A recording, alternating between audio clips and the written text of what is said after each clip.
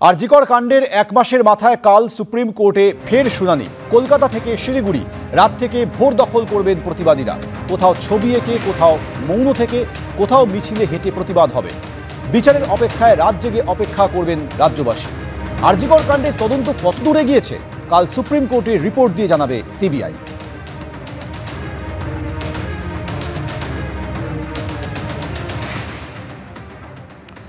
এর আগে আরজিকর মেডিকেলে চিকিৎসককে ধর্ষণ ও খুনের মামলায় গত 22শে আগস্ট সুপ্রিম কোর্টে চাঞ্চল্যকর অভিযোগ করেন সিবিআই এর আইনজীবী তথা সলিসিটর জেনারেল তুষার মেহতা। তিনি বলেন, তদন্তে সমস্যার সম্মুখীন হতে হচ্ছে, অপরাধের জায়গা আগের মতো নেই, তার চরিত্র বদল হয়ে গেছে। সলিসিটর জেনারেল অভিযোগ করেন, ধর্ষণ খুনের 5 দিন পর সিবিআই তদন্ত শুরু করেছে, ততদিনে সবকিছু বদলে দেওয়া হয়েছে। সিবিআই জানতই না অভিযুক্ত মেডিকেল পরীক্ষা করা হয়েছে। তুষার মেহতা আরও বলেছিলেন, টালা থানার পুলিশকে প্রথমে ফোন করে হাসপাতাল থেকে জানানো হয় এক মহিলা চিকিৎসককে সংজ্ঞাহীন অবস্থায় উদ্ধার করা হয়েছে। ডেপুটি সুপার পরিবারের সদস্যদের ফোন করে বলেন তাদের মেয়ে অসুস্থ। পরে বলা হয় সুইসাইড করেছেন। ঘটনা যেখানে ঘটেছে সেটা হাসপাতাল, আধিকারিকরা সবাই চিকিৎসক, তারা দেখলেই তো বুঝতে পারবেন কোনটা অজ্ঞান, কোনটা সুইসাইড, কোনটা খুন। তাহলে কেন সংজ্ঞাহীন বা সুইসাইড বলা হয়েছিল? এভাবে বিভ্রান্ত করার উদ্দেশ্য কী ছিল?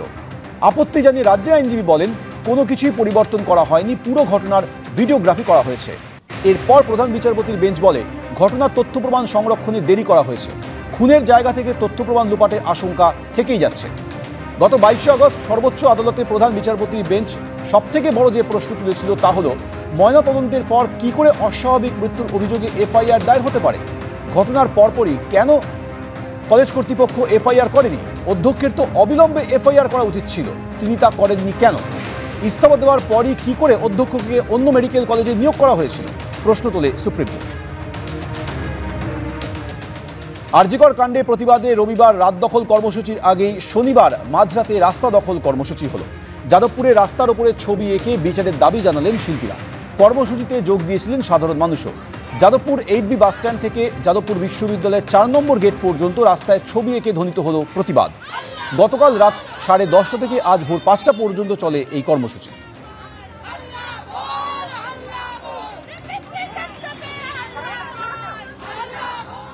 ক্যালেন্ডার বলছে তারিখ বদলে গেছে, কিন্তু দিন বদল আর সমাজ বদলের লড়াইটা চলছে। 7ই সেপ্টেম্বর ছবি এঁকে রাস্তা দখল, রাত দখলের কর্মসূচির ডাক দেওয়া হয়েছিল। মধ্যরাত পার হয়ে গিয়েছে, 8ই সেপ্টেম্বর শুরু হয়ে গিয়েছে এবং যাদবপুরের 8B অঞ্চলে এভাবেই রাস্তায় ফুটে উঠছে প্রতিবাদ। ছবি এঁকে দিকে দিকে তারা তাদের বার্তা তুলে ধরছেন। নো মিন্স নো, সেই বার্তাও ফুটে উঠছে রাস্তায়। যে ছবি আমরা দেখতে পাচ্ছি, কোথাও তিলোত্তমার প্রতিচ্ছবি, কোথাও দেখা যাচ্ছে স্টপ রেপ।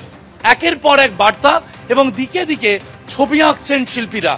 রাস্তায় ছবি এঁকে চলছে প্রতিবাদ। আমরা জানি রাত দখলের ডাক দেওয়া হয়েছে, তবে আজকের দিনটাই বা বাদ যাবে কেন প্রশ্ন তুলছেন আন্দোলনকারীদের একাংশ। তাই 7ই সেপ্টেম্বর রাত 9টা থেকে তারা এই ডাক দিয়েছিলেন। ছবি এঁকে রাস্তা দখল করে সমাজ বদলের অঙ্গীকার করতে তারা জড়ো হয়েছিলেন। অনেকে আবার এক ছবি অনেকে মিলে তারা ফুটিয়ে তুলছেন। কেউ সাদা রং দিয়ে ছবি আঁকছেন, তো কেউ সেই ছবিতেই লাল রং ফুটিয়ে তুলছেন, কেউ বা একেবারে কালো রং ব্যবহার করছেন। সেই পিচ রাস্তায় টুকরো টুকরো ছবি ফুটে উঠছে, আর ফুটে উঠছে এই শিল্পীদের সকলের সম্মিলিত প্রতিবাদ। ক্যামেরায় ভগবান শাহের সঙ্গে শিবাশিস মৌলিক, এবিপি আনন্দ।